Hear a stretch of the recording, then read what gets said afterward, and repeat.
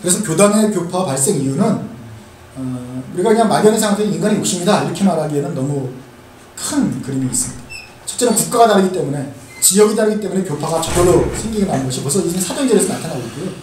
민족이 다르기 때문에 신학이 틀리고 언어도 틀리기 때문에 교파가 저절로 이렇게 나누게 됩니다.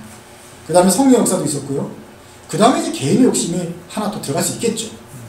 그러나 아까 말했던 교파가 개인의 욕심, 파가 어떤 흐름이 생기기는 힘들어요. 그냥 교단이, 조그만 교단에 내 욕심이 생길 수는 있지만 개인의 욕심이 사실 굉장히 작은 부분이고 나머지는 다 어떤 국가, 지역, 민족, 신학, 강조점, 어떤 성령의 역사로 우리가 많은 또 기독교의 발전에 따른 자연스러운 분화 현상으로 볼 수 있겠다 하는 것입니다. 영국 교회는 그렇게 많은 교단이 교파가 분화했는데도 불구하고 우리는 영국을 모래알같이 민족이라 안 합니다. 그런데 우리는 한국 교회를 보고서는 이렇게 말해요. 한국 교회는 모래알 같은 민족이어가지고 아니나 다를까 기독교도 그렇게 수백 개의 교단을 분열해 있다. 한국 백성들은 어쩔 수가 없어. 이것은 정당한 그 판단이 아닙니다. 영국을 보고서는 그렇게 비난하지 않으면서 한국 교회에서 분열한 것은 비난한단 말입니다. 한국 교회가 분열하면서 어떻게 될 것이냐? 아까 우리가 분열하면서 어떻게 볼 것이냐면 아까 우리가 본 이에 따르면 로마에서 기독교가 부흥하고서 분열된 것처럼 영국에서 독일에서 유럽에서 기독교가 다시 부흥하면서 분열된 것처럼 한국도 전혀 없는 성리 역사를 받았기 때문에 자연스러운 어떤 분화와 분열의 어떤 다이나믹이 한국에서 일어났다. 그 결과로 분열이 일어날 수 있었다 라고 우리가 보는 것도 우리가 인정을 해야 되는 거죠. 만약에 한국에 기독교가 아예 전례가 안 되고 기독교인이 몇 명 왔었으면 분열 안 했어요. 우리는. 일본은 많이 분열 안 하거든요. 기독교인 별로 없으니까. 근데 우리는 너무나 많은 어떤 능력이 있었기 때문에, 은사가 있었고 기독교인이 있었기 때문에 거기서 교통정리를 할 필요성이 있었게 됐다 하는 것입니다. 그래서 분열이 되어서 어떤 우리가 무지가 있고 우리 한국교인들은 트라우마가 있는 거예요. 그래서 분열은 나쁘다 하는 것은 세계 역사를 놓고서 분열을 본 것이 아니라 한국 기독교에서 나타났던 어떤 나쁜 영향을 받았기 때문에 우리 성도들이나 우리 모든 사람에서 분열은 나쁘다 이렇게 처리가 됐기 때문에 아직까지 우리가 그 단계를 그 토의가 진행이 되지 않고 있다 하는 것입니다. 각 교파의 두드러진 특징으로 살펴봤고요. 각 교파뿐만 아니라 이제는 다민족 사회가 됐기 때문에 각 인종교회의 특징도 우리가 볼 수 있어요. 교파와 교단에 상관없이, 신학에 상관없이 인종별로도 차이가 나요. 흑인교회는 뭐가 특징입니까? 뭐 예배도 기게 하고요. 막 찬양하고 목사님 살고 같기도 아멘 뭐 이러면서 다이나믹한 막 나타나잖아요. 찬양은 기가 막히게 해요. 그래서 찬양 예배 아무리 들어도 흑인교회 찬양은 흑인교회 조그만 교회 찬양도 우리는 못 따라가요. 한국교회.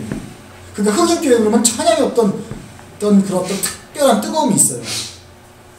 루터란 교회는 전통적인 의식을 하는데 그 의식 속에서 아주 편안함을 느끼는 의식이 아주 잘 짜여진 게 나타나고요. 동방종교회는 온 사방에 아이콘들이 걸려 있고요. 그런데 그것을 볼 때는 우리 현란해가지고 절에 온 거냐, 막 법당에 온 거냐 생각이 들긴 하지만 나름대로 그 전통에 들어가면 그 2000년 동안 내려왔던 그 동방 수사들부터 시작해서 그 아이콘을 통해서 했던 그 은혜들이 자기 나름대로 있단 말이에요. 그래서 그쪽에서 이민 오신 분들은 한국교회에 적응 못하면 흑인교회 못 갑니다. 자기네 교파에 가야지 드디어 하나님을 만날 수 있게 되는 거예요. 밀로크린 교회는 어때요? 불신자들 사람잡기 위해서 열린 예배 하잖아요. 그런 거에 필요한 사람들이 있는 거예요. 한국교회는 어떻습니까? 뭐 다른 건 몰라도 한국교회는 말씀이다. 찬양은 흑인교회랑 비교하면 안 돼요. 그러니까 우리 교회는 말씀이 특심한 교회가 된다. 구세군은 사회봉사 전도인데 이 사람들이 셀베이션 아미의 트리프트 스토어 운영하는 거 보면 우리가 따라갈 수가 없는 거예요. 그러니까 트리프트 스토어 해가지고 빈민구제 돈 모아서 빈민구제 하죠. 그 사람들 갱생하는데 트리프트 스토어 와서 고용해가지고 일하는 법 가르쳐주지요. 그리고 재활훈련 시켜주지요. 그래서 레퍼런스 익스피리언스 함께 하죠. 그 실제적인 정말 인간의 전인 구원을 거기서 강조했었단 말이에요. 그래서 그 구세군이라는 단체가 우리 기독교에 있다는 게 얼마나 큰 자산인가. 근데 한 교회가 이 모든 특징들을 다 가질 수 있는가? 모든 부분에 포커스를 맞출 수 있는가? 사회정의도 하면서 개인권도 하면서 성령 충만하면서 찬양도 잘하고 말씀도 하고 이거 다 할 수 있느냐?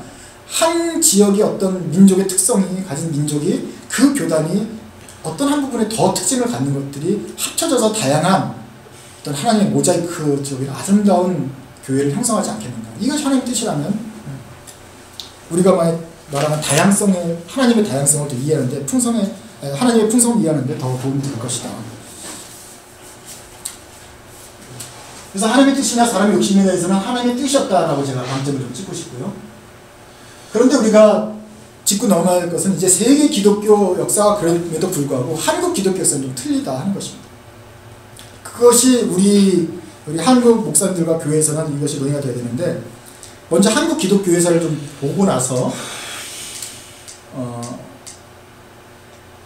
한번 봐야 되죠. 한국 교회사 있기 전에 이것은 이제 백업 그림인데, 영국에서 많은 교파가 생성되는데 우리는 그것을 분열하고 부르는 것을 우리는 한국 교회사를, 한국 역사를 통해서도 볼 수 있습니다. 이것은 통일신라 시대의 오교 부산 그림입니다. 그래서 저쪽 황해도 쪽은 수미산, 저쪽 부산 쪽에는 복림산을 중심으로 복림사, 통도사를 중심으로 뭐 해가지고 계율종, 열반종, 화엄종, 법상종, 법성종, 이거 다 고등학교 때 외우셨을 거란 말이에요. 다 까먹었지만. 통일신라 시대 때 뿐만 아니라 교종과 선종 나눠지고 오교부산 나눠져가지고 외우는데 힘들었는데, 이렇게 많이 10개 이상으로 막 나눠졌는데, 불교는요 대승불교, 소승불교부터 이미 교파가 크게 나눠졌고, 한국에 와서는 여러 가지 종파로 나눠져 있고 이미 종단도 굉장히 많습니다. 그럼에도 불구하고 우리는 불교에 대해서는 분열한다고 그러지 않아요. 통일신라 시대 때 불교가 가장 왕성했습니다. 왕성하니까 각 골짜기마다 자기네 특징과 그 어떤 그 종파가 서로 분화해서 발전한 거예요. 그래서 역사적으로 모든 종교가 발전하고 사람이 늘어나면 자연적으로 분화의 길을 걷게 된다. 이것은 진화가 아니고 분화되면서 발전하게 된다. 그래서 다양해지면서 교파가 튼튼해진다고 봐야 된다 하는 것을 우리가 신라, 오교부산, 교종과 선종이 나눠진 걸 통해서 우리가 좀 차관점 볼 수 있습니다. 각 교파 특징을 보았고, 한국교회의 문제를 좀 보기 전에 한국교회의 복음을 전해준 미국 교회의 교파, 분파, 세력이 어떠한지를 먼저 봐야 된다. 여러 나라에서 봤지만 한국교회에 영향을 미치는 미국입니다. 현재의 미국입니다. 미국 남부 중심으로 빨간색이 있는 것은 이제 침례교단이고요. 북쪽이 이제 캐톨릭 처치입니다. 여기 시카고를 중심으로 또는 이쪽 뉴잉글랜드 쪽을 중심으로 해서 캐톨릭이 이제 많이 있고요. 멕시코를 접하는 캘리포니아 쪽을 중심으로는 멕시코에서 영향을 받는 캐톨릭들이 영향을 받고 있고요. 그 다음에 큰 교단이 유타의 몰몬 교죠. 미네소타 위쪽은 이제 루터란 교회입니다. 그래서 여기가 거의 이제 북유럽하고 거의 레벨이 비슷해요. 위도가. 그래서 이 사람들이 저로 북쪽으로 왔다고 볼 수 있습니다. 기억하기가 쉽습니다. 그래서 루터란이 여기 있고요. 여기 프린스턴 대학교 중심으로 여기 소수의, 아예 요지도는 나오지 않는데 소수의 이제 장로교인들이 있고, 이쪽에도 장로교인도 좀 있고 그렇게 됩니다. 이걸 보면 좀 더 정확한데요. 이것은 각 카운티마다 가장 그 머저리티 교단이 어딘가. 남쪽엔 다 주로 그 모든 고장에 침례교가 있고요. 여기 빨간색이 이게 이제 감리교 쪽입니다. 유타 교이고, 이게 이제 루터란 교이고요. 이쪽을 중심으로 주황색 비슷한 것들이 여기 장로교회가 됩니다. 에스콘디도가 이쪽에 있을 거고, 여기가 프린스턴이 있을 거고, 장로교인들 사실 끼어 살아요. 이렇게 시애틀은 뭐 여러 교단이 같이 다 이렇게 있는 교단이고요. 침례교 17%, 감리교 7%, 루터란 4%, 장로교 3%, 성공회 1.7%, 독립교단 15%, 카톨릭 25%. 카톨릭은 뭐 교단이 하나니까 2단 4%인데 이 몰몬 크죠. 문제는 요런 지형이 지금 최근 거지만 100년 전에는 거의 비슷했고요. 이것이 다 한국에 왔습니다. 한국에 100년 전에, 120년 전에 기독교를 받아들일 때는 이 사람들이 다 왔다는 거예요. 1700년도에 카톨릭이 전도했습니다. 그래서 300년 전, 250년 전에 카톨릭이 전도해서 많은 사람이 죽고, 그 피로 1880년 4년에 기독교가 전도했을 때, 그때 장로교, 감리교 선교사들이 먼저 들어왔습니다. 성결교는 이제 일본에서 주로 시작된 감리교 계통이기 때문에 나중에 또 들어와서 많이 됐습니다만은, 장로교회가 이제 52년도에 우리 전쟁통에 고신이 이제 장로교에서 갈라져 나옵니다. 53년도 우리 한창 전쟁하고 있는데 시골 교회가 예수교 장로회나 기독교 장로회라서 서로 재산 싸움하면서 간판을 바꿔다니는 일이 나오게 됩니다.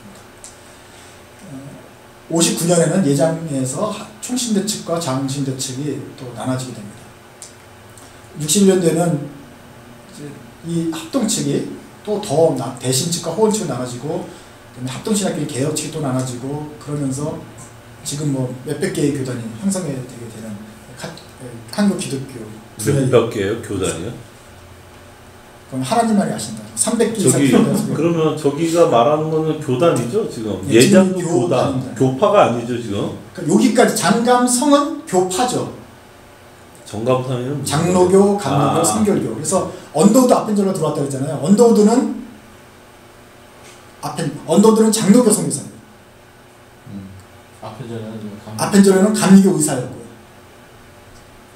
여기 대신 호원이 있는데 뭐 대신. 그러니까 합동 측에서 갈라져는 기타 많은 교단들입니다. 자, 그래서 그러니까 이제 교파가 들어왔고 그것이 이제 교단으로 세워지고 그 교단이 하나가 된. 교단이 이때까지 하나였던 거죠. 장로교는 최소한 교파는 여러 가지였지만 장로교는 최소한 여기까지는 하나였던 것입니다. 근데 장로교 하나. 장로교 평양신학교. 그래서 장로교파는 하나로 됐고 그 다음에 나머지는 그게 53년에 두 개로 예수 59년에 3개가 되고 60년부터는 4개, 5개, 6개, 100개가, 300개가 된 것이 지금까지 현상입니다.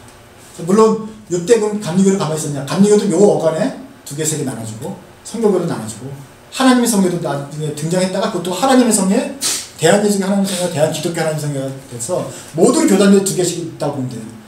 예수교 삐리리 교파, 기독교 삐리리 교파, 기독교 장로교, 예수교 장로교, 기독교 선교교, 예수교 선교교 다 이렇게 나눠져 있어요. 그래서 이게 됩니다.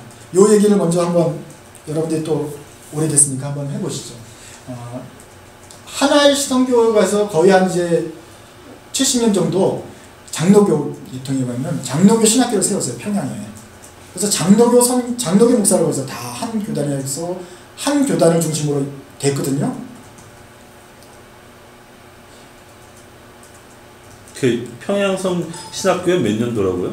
평양신학교에 10년인가 20년도에 세워졌어요. 1910년, 네. 20년. 그래서 선교하자마자 20년 만에 신학교가 세워져가지고 목사가 배출되기 시작했습니다.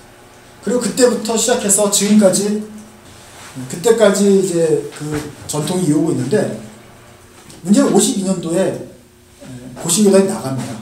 고신교단에 나가신 건 여러분 이해가 되시죠? 일제 말기에 신사참배 감염했는데 이 사람들이 안 한 사람들이 감옥에 갔다 나왔어요. 나와가지고 한 교단을 회의를 하는데 노예를 하는데 이 사람들은 다 신사참배 했던 변절했던 사람들이고 장로교에서 그때 가결을 했던 사람들이고 기득권을 지키는 친일파들이 있었고 절개를 지키고 믿음을 지켰던 소수의 사람들이 너희들 회개하고 시작해야 되지 않냐. 근데 안 해요, 회개를. 그리고 또 이 사람들이 뭐 독선도 있었겠죠. 자기는 자의식도 있었겠지만. 그렇게 해서 갈등을 겪다가 언제부터 겪었겠습니까, 이 갈등이? 해방 45년도 시작된 거예요. 그래서 갈등을 겪다가 도무지 못 참아서 52년도에 나눠지게 됩니다. 나눠져서 나온 게 고신이에요. 고신. 그러니까 나와서 자기들 교단을 고려신학교 세우고 신학교 세우고 교단을 만든 거죠. 드나미네이션을 만든 건데 문제는 이 사람들이 참을 대로 참았다는 거예요. 근데 문제는 시기가 안 좋았어요. 50년은 뭐 하는 시기입니까? 전쟁 나가지고 부산 피난가고 지금 왔다 갔다 하면서 그런 나라가 지금 위기에 처했는데 교회는 지금 자리 싸움하는 걸 비치는 거예요. 기득권 싸움하는 거예요. 세상 사람들이. 그 기득권 싸움이에요? 신학적인 싸움은 아니라고 볼 수 없나? 그러니까 신학적인 싸움이었지만 이미 여기 있던 사람들은 기득권 친일파들이었거든요. 이 사람들이 다 교회당 가지고 있었고요. 이 사람은 감옥에서 나왔기 때문에 다 뺏기고 아무것도 없었어요. 있던 교회마저 뺏기는 상황이기 때문에 기득권과 물질이 다 같이